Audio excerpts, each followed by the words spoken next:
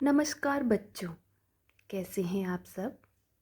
घर पे रहिए, स्वस्थ रहिए और अपना ख्याल रखिए। आज हम पढ़ने जा रहे हैं कक्षा 4 का पाठ 3, जिसका नाम है गांधी जी के जीवन से। गांधी जी के जीवन से हम गांधी जी के जीवन से कुछ अंश है वो यहाँ पे पढ़ेंगे। बात उन दिनों की है जब गांधी जी अपने दक्षिण अफ्रीका के प्रवास पर रहते थे। ये जो इस पाठ में जो बात बताई है वो उन दिनों की है जब गांधी जी दक्षिण अफ्रीका में अपने प्रवास पर रहते थे।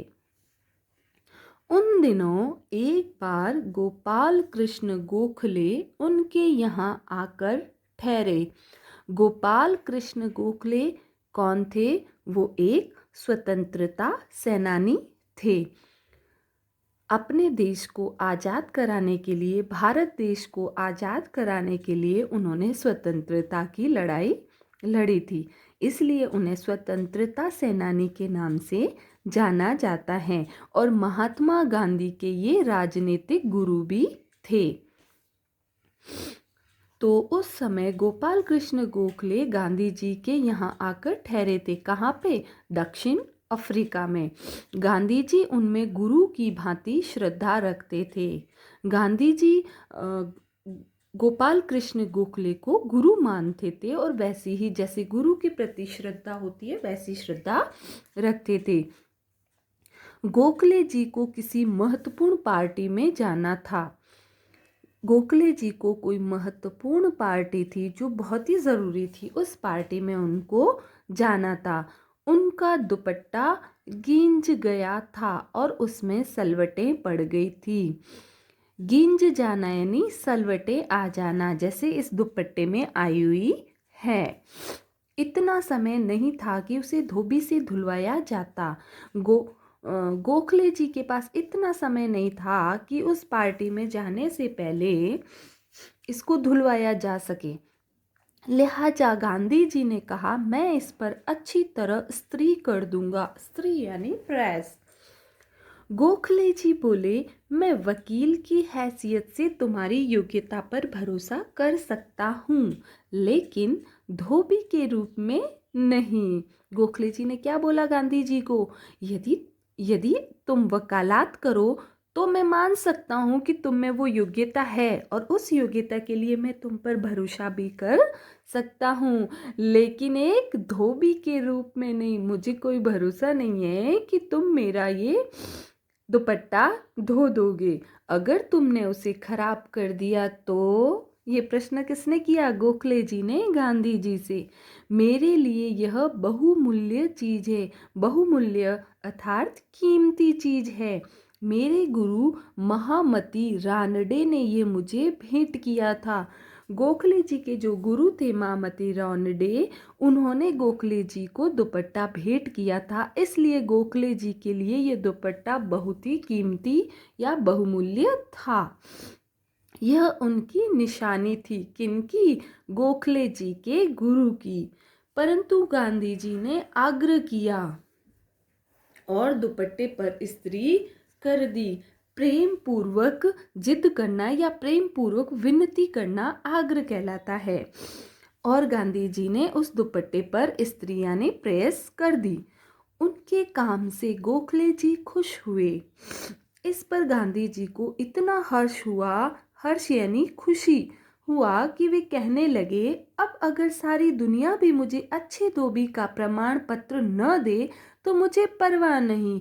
क्योंकि गोखले जी के दुपट्टे को जब इस्त्री किया तो गोखले जी को उस दुपट्टे को देखकर बहुत खुशी हुई, और जब गोखले जी को खुश होते देखकर गांधी जी भी बहुत प्रसन्न हुए और उन्होंने कहा, मुझे अब दुनिया से प्रमाण पत्र की ज़रूरत नहीं कि मैं अच्छा धोबी हूँ या नहीं हूँ।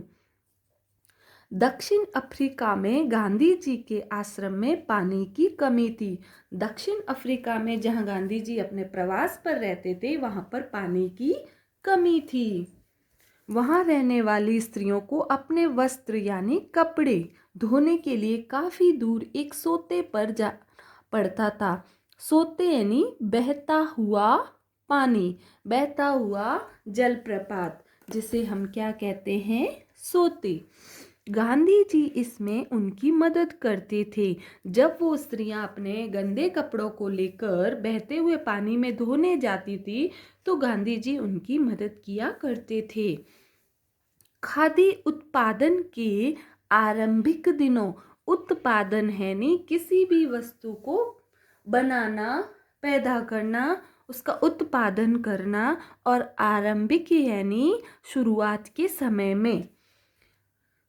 मैं हथकरघे पर जो साड़ियाँ दिनों में हथकरघे पर जो साड़ियाँ बुनी जाती थी वे बहुत मोटी और भारी हुआ करती थी।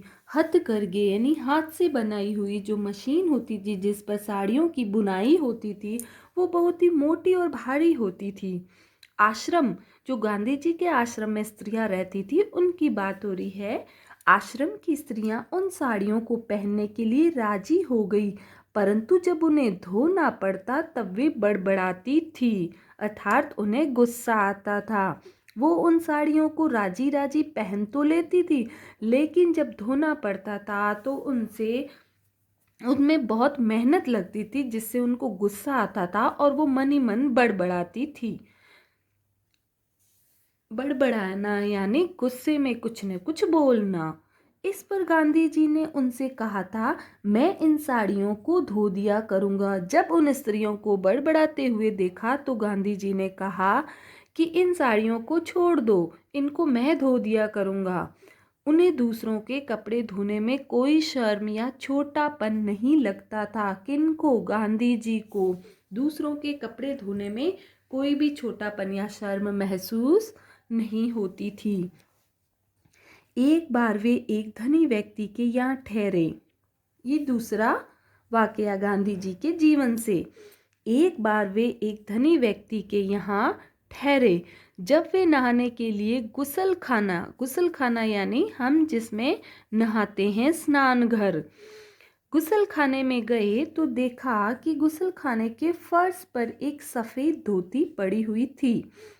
नहाने के बाद उन्होंने अपनी धोती के साथ उस धोती को भी धो डाला।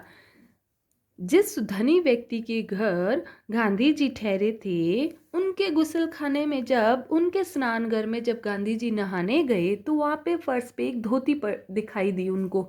तो गांधी जी ने क्या किया, नहाने के बाद जब अपने कपड़े धोए, अपनी धोती धोई तो साथ साथ उस धोती को भी धो दिया जो उस धनी व्यक्ति के गुसल खाने में पड़ी थी। इसके बाद वे गीले कपड़ों को धूप में फैलाने के लिए ले गए। गीले कपड़े, जब हम कपड़े धोते हैं तो फिर उन्हें धूप में ही तो सुखाते हैं।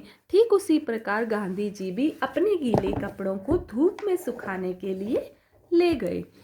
गांधी जी कपड़ों को धूप में सुखाने पर जोर देते थे क्योंकि इससे एक तो वे और अधिक उजले दिखाई पड़ते हैं, उजले यानी झकाझक एकदम सफ़ेद दिखाई देते हैं, और दूसरे धूप से जीवाणु भी मर जाते हैं। हाँ, ये सत्य बात है कि जब हम अपने कपड़ों को धूप में सुखाते हैं तो उनमें लगे जीवाणु नष्ट हो जाते हैं, मर जाते हैं। तो हमें अपने गीले कपड़ों को धूप में अवश्य सुखाना चाहिए।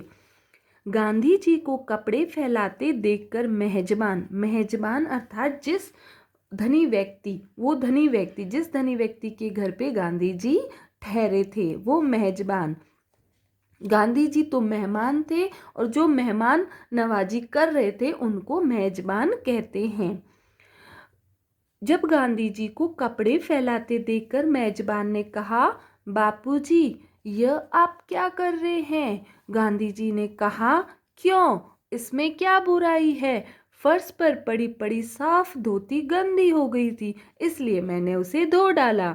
जब उस मेजबान धनी व्यक्ति ने देखा कि गांधी जी ने मेरी धोती भी धो डाली तो पूछा कि बापूजी आप ये क्या कर रहे?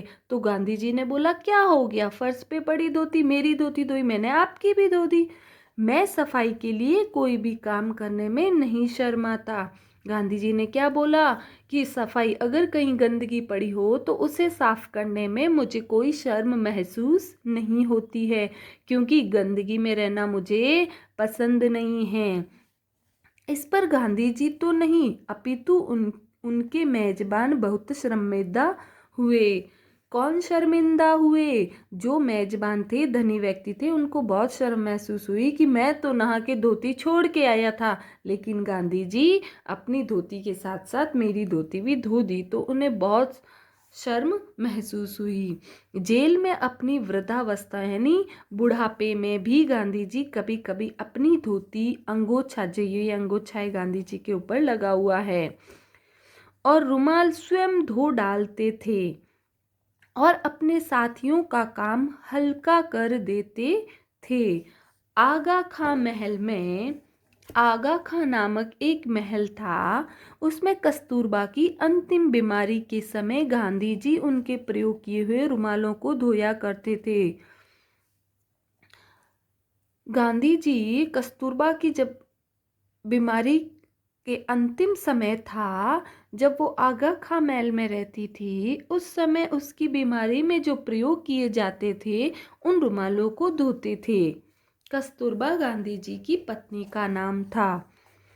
गांधी जी अपनी पोशाक पर बहुत ध्यान देते थे। पोशाक यानी उनके पहनने वाले वस्त्र, धोती, अंगोछा, रुमाल, ये सब उनके पोशाक थी, तो उन पर वो बहुत ध्यान रखते थे। वो बहुत साफ सुथरे कपड़े पहनते थे, गंदगी बिल्कुल पसंद नहीं थी।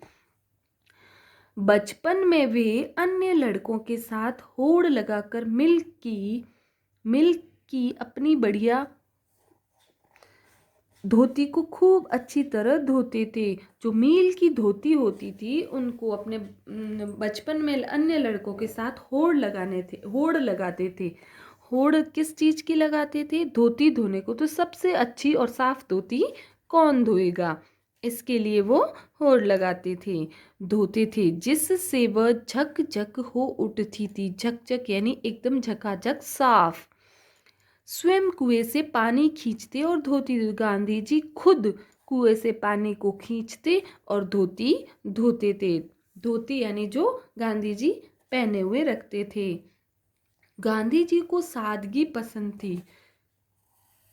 गांधी जी को सादगी पसंद थी, परंतु गंदे और सिकुड़े मसले कपड़ों से उन्हें चिढ़ भी थी। गांधी जी सादगी पसंद करते थे, परंतु गंदे कपड़े उनको बिल्कुल भी पसंद नहीं थे। वे स्वच्छता की जीती जागती मिसाल थे। कौन? गांधी जी।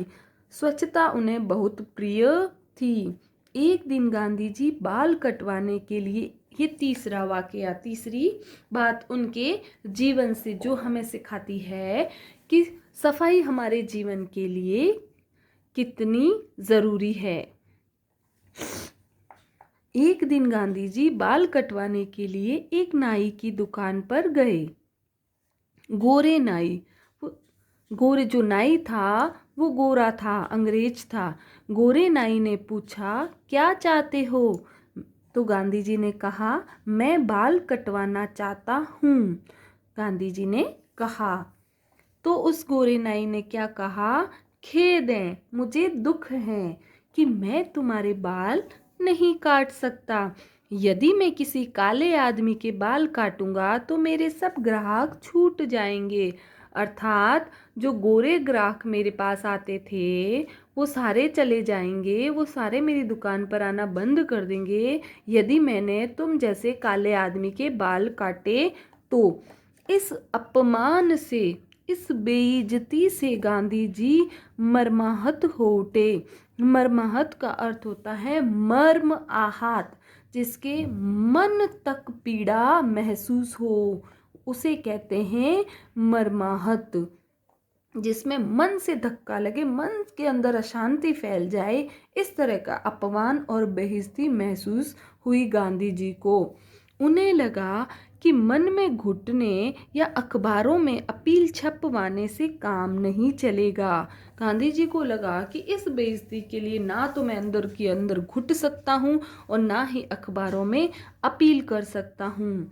उन्हें आत्मनिर्भर बनना चाहिए। आत्मनिर्भर यानी स्वयं का काम स्वयं ही करें, उसको कहते हैं आत्मनिर्भरता। उन्हें आत्मनिर्भर बनना चाहिए और अपने काम स्वयं करने चाहिए। फौरन उन्होंने बाल काटने की मशीन खरीदी। गांधी जी ने उस अपमान के बाद फैसला किया कि अब तो मैं अपने बाल खुद ही काटूंगा, और ऐसा सोचकर उन्होंने तुरंत ही बाल काटने की मशीन खरीदी और घर जाकर शीशे के सामने अपने बाल स्वयं ही काटने प्रारंभ कर दिए।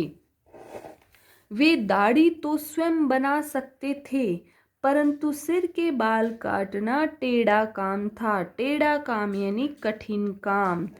गांधी जी दाढ़ी तो बना लेते थे, लेकिन सर के बाल काटना उन्हें बहुत कठिन लगा।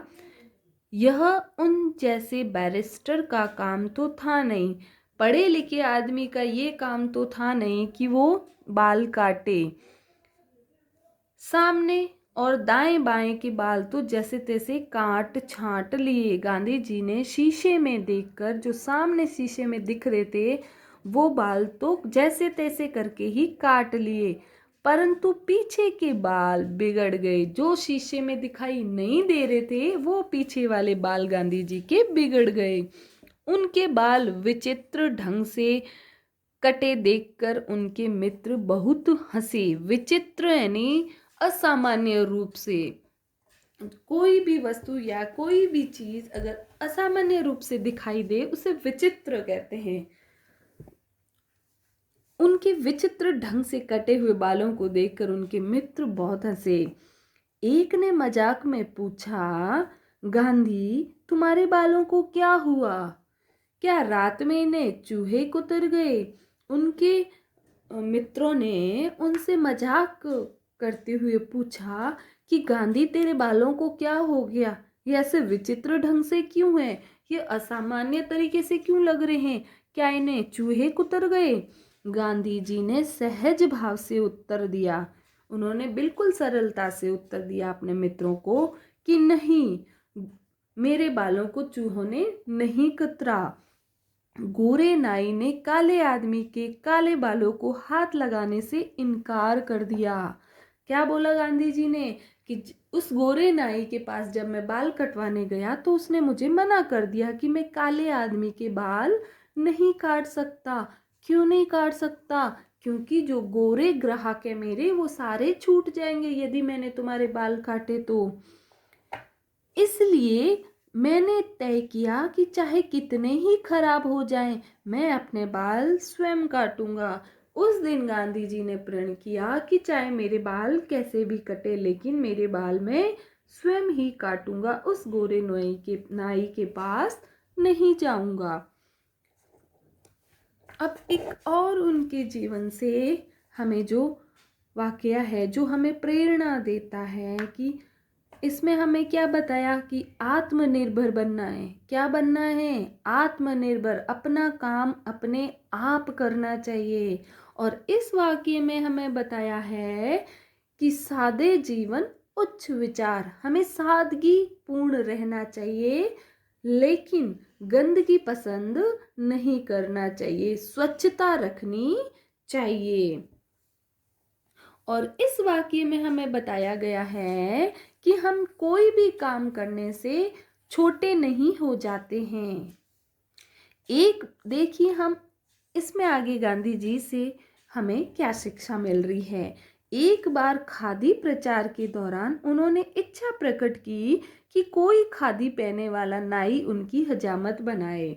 खादी का प्रचार चल रहा था उन दिनों में। गांधी जी ने इच्छा जताई कि कोई खादी जो पहना हुआ होगा उस नाई से ही मैं अपनी हजामत बनाऊंगा। हजामत यानी दाढ़ी।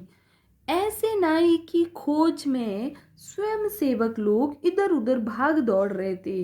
गांधी जी के कहने के बाद खादी पहने हुए नाई की खोज में स्वयं सेवक इधर उधर दौड़ रहे थे।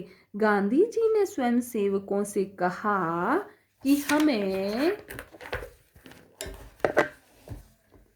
हमें धोबियों और नाइयों को भी स्वदेशी का व्रत लेने को प्रेरित करना चाहिए। अर्थात धोबी और नाई हैं, उनको भी हमें ये बताना चाहिए कि जो हमारे देश में बने हुए कपड़े हैं, वस्तु हैं, उनका ही इस्तेमाल करें। इसी प्रकार उड़ीसा में एक बार गांधी जी ने एक नाई बुलाया। गांधी जी ने अपनी हजामत बनाने के लिए उड़ीसा में एक नाई को बुलाया। उन्होंने देखा कि एक स्त्री लोखर लिए चली आ रही थी। लोखर यानी लोहार और बढ़इयों के जो औजार होते हैं, उनको कहते हैं लोखर। उसके कानों में भारी झुमके थे, कानों में उसके झुमके पहने हुए थे, नाक में उसकी बड़ी सी नथ पहनी हुई थी, ये गहने होते हैं। गले में हंसूली पहनी हुई थी, गले में एक चांदी का होता है हंसूली पहनी हुई थी। पैरों में कड़े थे, पैरों में भी उसके कड़े, और हाथों में चूड़ियाँ पहनी हुई थी, अर्थात वो पूरी सजी धजी हुई थी। यह देखकर गांधी जी बोले, अच्छा तो तुम मेरी हजामत बनाओगी? उस स्त्री से पूछा गांधी जी ने कि क्या तुम मेरी हजामत बनाओगी? तो उसने मुस्कुराकर गर्दन हिलाई, अर्थात उसने कहा हाँ, और अपना उस्तरा तेज करने लगी, उस्तरा जिससे हजामत बनाई जाएगी। गांधी जी ने फिर पूछा, तुम ये भारी गहने क्यों पहने हुए हो? गांधी जी ने पूछा, इतने भारी गहने पहनने की आवश्यकता क्यों आई? तो इनसे तुम्हारी अपनी सुंदरता नहीं बढ़ती। गांधी जी का कहना था कि इतनी साज सज्जा करने से सुंदरता बढ़ेगी नहीं, सुंदरता तो ईश्वर की देन हो। तो गांधी जी ने कहा कि तुम ये भारी गहने क्यों पहने हुए हो? इनसे तुम्हारी अपनी सुंदरता नहीं बढ़ती, ये भद्दे और मैले हैं। गांधी जी ने कहा तुमने गहने तो पहन लिए, लेकिन ये बहुत गंदे और गंदगी भरे हुए हैं। और गांधी जी को गंदगी बिल्कुल पसंद नहीं थी। और गांधी जी ने कहा कि हम साज सज्जा कर लेते हैं तो क्या हमारी सुंदरता बढ़ जाती है? बिल्कुल नहीं बढ़ती। इंसान के व्यवहार में सुंदरता होनी चाहिए, इंसान के अंदर मन में सुंदरता होनी चाहिए। आंखों में आंसू भरकर वह स्त्री बोली। गांधी जी के इस प्रश्न पर वो स्त्री आंखों में आंसू ले आई और बोली, आप जानते हैं मैंने उधार मांग कर लाई हूँ, अर्थात ये गहने मेरे नहीं हैं, मैं किसी से मांग कर लाई हूँ। आप जैसे बड़े आदमी के सामने मैं बिना अच्छे गहने कपड़े पहने कैसे आ सकती थी? उस स्त्री ने बोला कि मैं इतने बड़े आदमी के सामने बिना गहने और बिना अच्छे कपड़े कैसे आ सकती थी? लेकिन उस स्त्री को ये नहीं पता था कि गांधी जी को ये गहने वहने नहीं पसंद है, उनको सफाई पसंद है और अच्छे इंसान पसंद है। ये गहने और ये साज सज्जा नहीं, क्योंकि वो सादगी प्रिय थे। गांधी जी की दाढ़ी और बाल बनाने के बाद उसने अपना मेहनताना गांधी जी के चरणों में चढ़ा दिया, अर्थात गांधी जी की दाढ़ी और बाल बनाने के बदले उस स्त्री को जो मेहनताना जो पैसे मिले थे, उस स्त्री ने इतनी गरीब होने के बावजूद भी उसने उन पैसों को गांधी जी के चरणों में चढ़ा दिया, झुककर उन्हें प्रणाम किया और वहाँ से चली गई।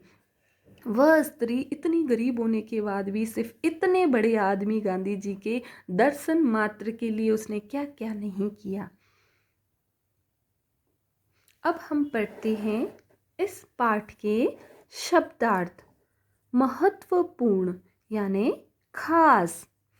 गिंज पड़ना, मरोड़े जाने पर कपड़े में जो सलवटें आती हैं उसे कहते हैं गिंज पड़ना। स्त्री यानी प्रेस। आग्रह, प्रेम पूर्वक की जाने वाली जिद। हर्ष, खुशी। वस्त्र, कपड़े। सोता, बहता हुआ छोटा जल स्रोत। उत्पादन करना, पैदा करना। आरंभिक, शुरुआती। गोरा नाई, अंग्रेज नाई। मर्माहत हो उठे, अंतर्मंतक पीड़ा अनुभव होना। आत्मनिर्भर, अपना कार्य स्वयं करने वाला। टेढ़ा काम, कठिन काम, विचित्र, असामान्य। लोखर, नाई, लोहारों या बढ़इयों के औजार। धन्यवाद।